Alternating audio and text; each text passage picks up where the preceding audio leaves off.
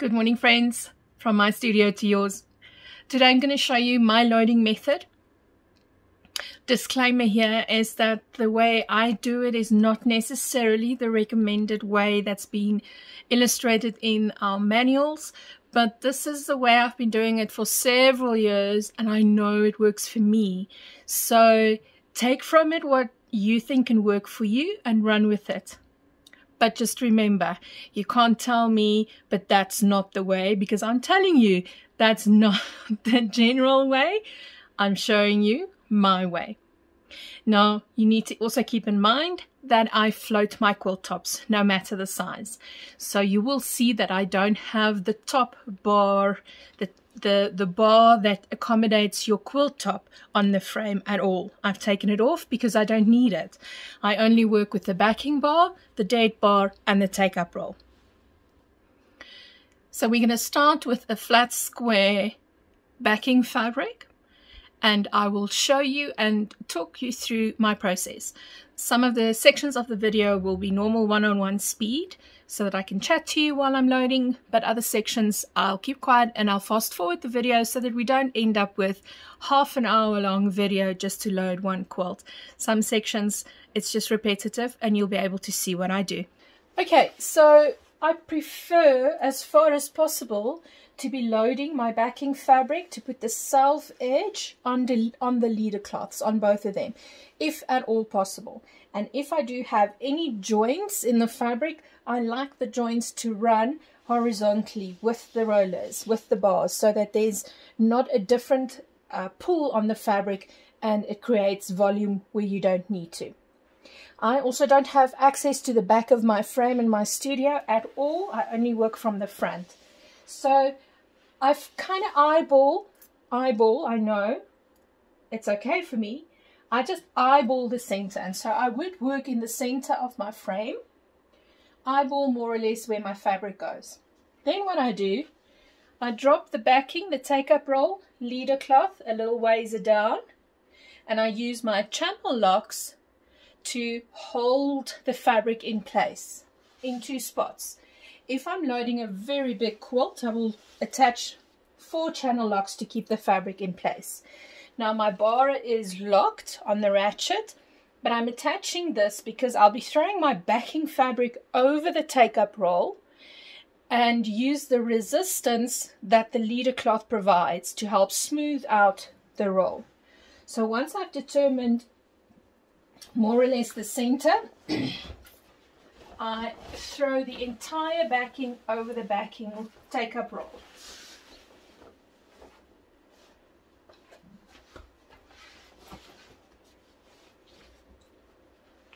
Okay, and then I have a bit of my leader cloth on my backing bar, and I use my curved safety pins that we use for basting on our sit-on quilts.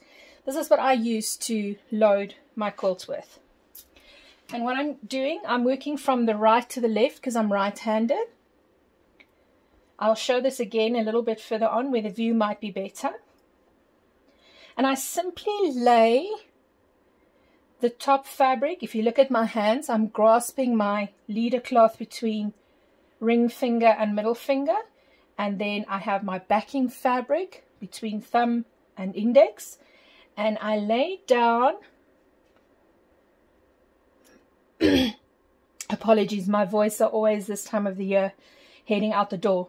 I lay down my backing fabric flat on top of my leader cloth and pop a pin in place and close her up. Therefore, I won't be drawing blood. And now I keep doing that, and I don't pull any of the fabrics. I simply lay the fabric, top fabric or the backing fabric onto the leader cloth and just let it lay flat and still, and about 4 fingers or 4 inches apart, I pop a pin in. My pins look like a mess on purpose because it is just so easy to grab hold of a pin. These ones are the ones I use regularly. Shake it and all your pins fall off loose, ready to use. I'm going to fast forward this section as I continue pinning all the way through.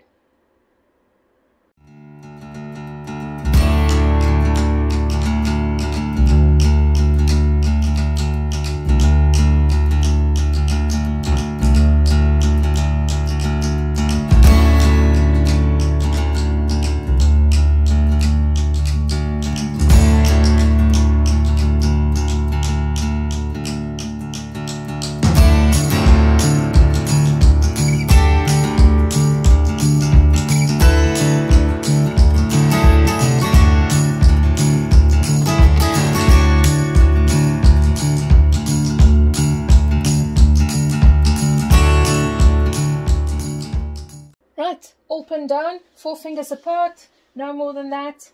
I'm going to go to the other end of the frame where my roller, my side wheel sits, and I'm now going to roll the fabric up.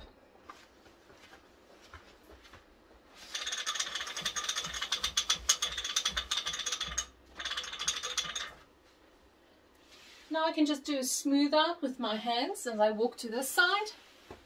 And you would have noticed that the leader cloth on the back acted as a resistance to help smooth out my fabric. Now, this is not the final step in getting the fabric nicely rolled up. This just helps in the process. Now, I'm going to take off my channel locks and release some more of the back leader cloth.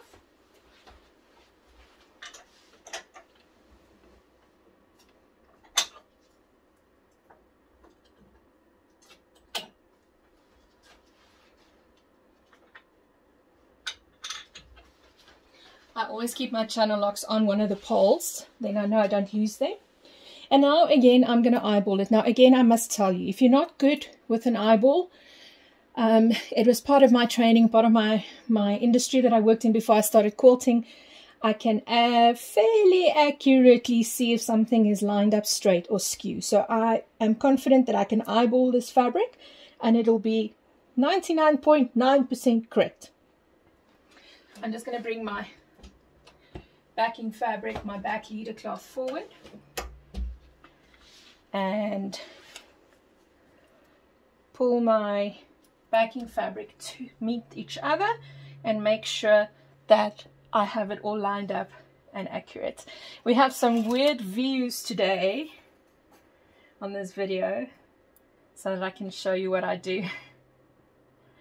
Okay, and again, let's move it a little bit. Okay, I keep the backing fabric between index finger and thumb, and I keep the leader cloth between ring finger, between the remaining of the fingers basically. So I'm leading the leader cloth with some of my fingers, and I'm just simply placing the backing fabric straight on top.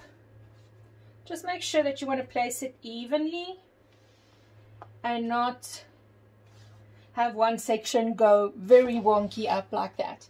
So evenly spaced, about 4 fingers apart, and I'm going to continue pinning all the way through.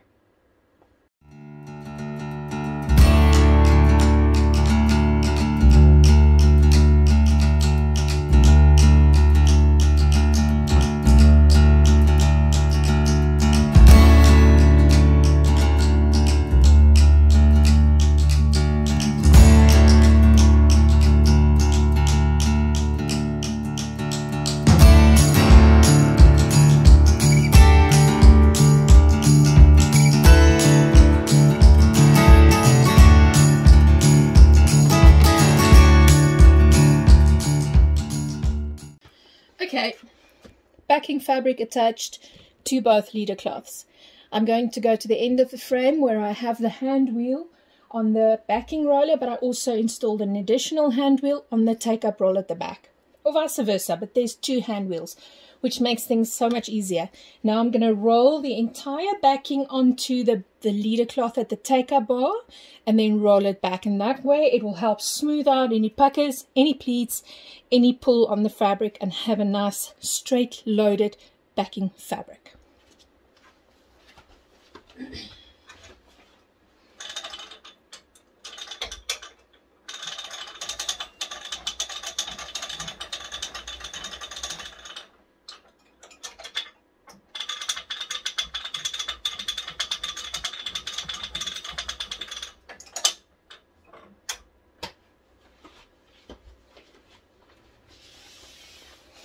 Ta-da! Nice flat backing fabric. I'm going to attach my side clamps always, always, always, always. That is one recommendation that I try to insist on when we teach. What I've done with my clamps, side clamps, because I do a lot of ruler work and my ruler base stays on, and sometimes the side clamp hits the ruler base and is sometimes in the way. I've made a little leader tab for the side clamp, and this is just the woven belting that you would use for backpacks and stuff like that. And I attach a folded end to the side clamp, and I have a safety pin on the one end. Find my spot. Now you want to attach your side clamps just to your backing fabric. It's all that's needed, and they should be spaced more or less a foot apart. So it doesn't help if they're spaced close to one another. Also doesn't help if it's right up here where the roller is. We want to add additional tension in between the two take-up bars. Okay, and then I will tighten the rods, and I'll show you how tight that is shortly. Okay, side clamps attached, and you'll see that it's not super tight. It's not pulling my fabric out of proportion, but it's also not completely hanging. So there's a little bit of tension on it, but not major. We don't need it to pull fabric. We need it to just help keep it in place. So the same with the other side, and then we are ready to load the batting, which will float. I will be moving the camera view for you so you can see better from the other angle. I first do a very light spray of 505 glue, not anything else. 505, because why? Developed for fabric and safe to use with our machines. So I'll do a very light 505 spray just at the top here to help my batting, to help keep my batting in place. Now I'm going to do this with my machine moved out of the way, and I would recommend you do that as well. It's not a crisis, but it is just better. So I move my machine out of the way, and I'm going to do a light, just a light spray. It's only that added assistance to keep the batting in place. Smooth it down, and now I know it won't be moving anywhere. So I'm ready to do my basting stitch at the top, and for that I need my channel locks. So by the way, you are now viewing this. My camera is attached to my right hand handlebar on the machine, just to help with orientation if you're not sure what you're looking at. And this obviously would be the pins are sitting here, and this would be our dead bar. So I'm going to attach my channel locks, move my machine to where I want it, more or less. I can still move it and realign it once the channel locks are on for fine tuning. And I just attach both of the front wheels, or disengage basically both of the front wheels. Just hook it over. There we go. And now I can just see where I am in relation to the pins. Now what you don't want is to start doing your basting down stitch too close to your pins or your leader cloth, because we do have a bit of deflection in the pole, and in the middle the fabric pulls a little bit different. So I always start off and make sure I have enough fabric to work with, and I start off lower to attach my batting. Now I'm going to do a straight stitch, and I just use whatever thread I still have on the machine. I work in cruise mode. I'm going to bring my stitch length down to 6, so it's a nice long stitch. Idling at 200 speed, and I'm not going to force the machine because my channel locks have been engaged.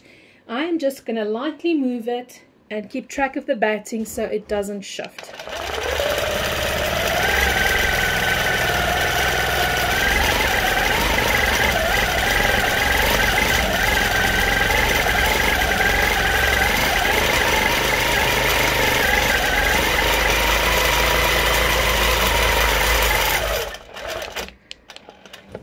anchor down, bring up, and clip thread. Okay, now I leave the channel locks on and I get my top ready. So at this stage I'm just placing my quilt top down on the frame. I'm looking at borders.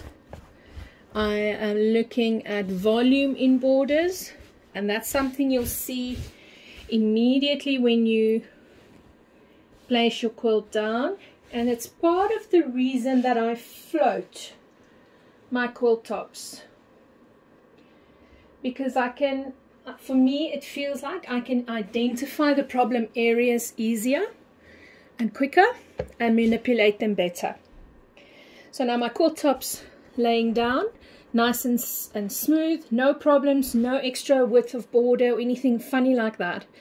If I do have a voluminous border, then I would also do a light spray of 505 here, place my quilt top in place, manipulate fabric where I want it, and then I can stitch it down.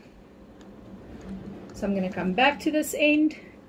I'm not removing my channel locks, I'm just slowly moving my machine a bit forward, about 1/4 of an inch, maybe even less.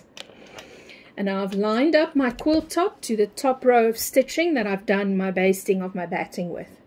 And I'm simply going to stitch down my quilt top all the way to the end, and then I'll be ready to quilt. If I do see fabric being pushed out, I will do a finger run and kind of work fabric away from the presser foot. It's not a fast job, slow and steady to make sure you got everything aligned as best as you can, because this is your starting block. And just like an athlete, if you don't jump away from your starting block accurately, you'll have problems later on.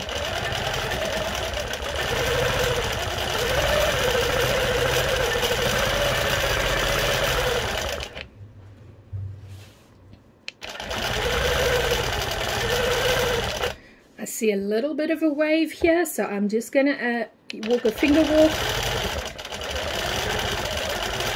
and just ease that fabric in. No pleats required, no folds, no surgery, just eases in.